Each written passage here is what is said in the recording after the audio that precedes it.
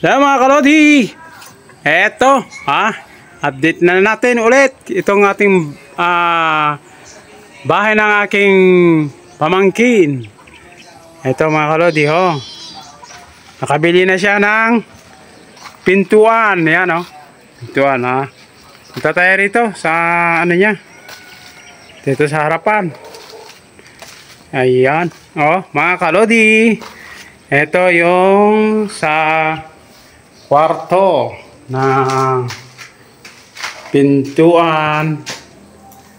Ayan ito yung hamba niya. Ayan mga kalodi, yan ay ipa-plaster dito dito. Yan, pa-plaster dyan sa kwarto. Ito naman yung isa. Yan. May kwarto na mga karods. Finish na. Mga iba. Kung maano nila na yan, finishing na ulit. Tapos, maano pa ng mawiringan, pwede na silang lilipat mga kalodi. Eto, pasilip na natin ang ating nagtrabuhan dati. Ayan ang kwarto. Ayan, medyo malaki-laki din saka dito ayan ang PVC para dun sa CR nila. Saka yung PVC maliit para sa pang wiring nila. Eto na yung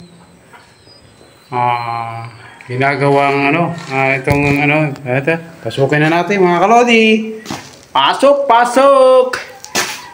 Eto sa main door may din meron ding design dito. Oh my God! Wow! Ayan sa main door. Yan ang design. Maganda rin mga kalodi.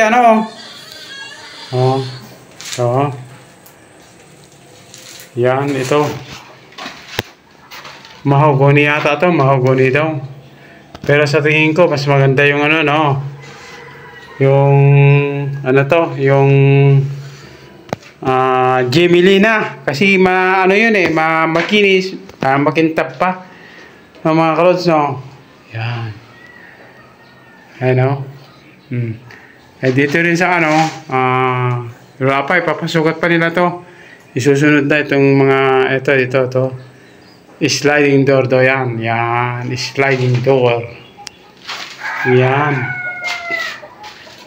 dito bali parang mga kalods, nag-extend ulit sila ng dito kusina raw to, dirty kitchen kung tawagin. Ayan dirty kitchen hanggang doon. Yan sa mga dulo natin, doon dulo is CR nila. CR. Yan. CR. Yan mga kalods. Lapit ng mapinisingan. Ito yung yung namin dati, yung binuhusan na kisame. Iwawiringin na lang yan. Yan mga kalodi, ito ang update nya. Hanggang sa matapos, ko kayo update ko kayo mga kalodi hanggang sa matapos. Sana ito parang lang to parang plywood lang din mga kalods. Plywood lang plywood lang siya. Yan.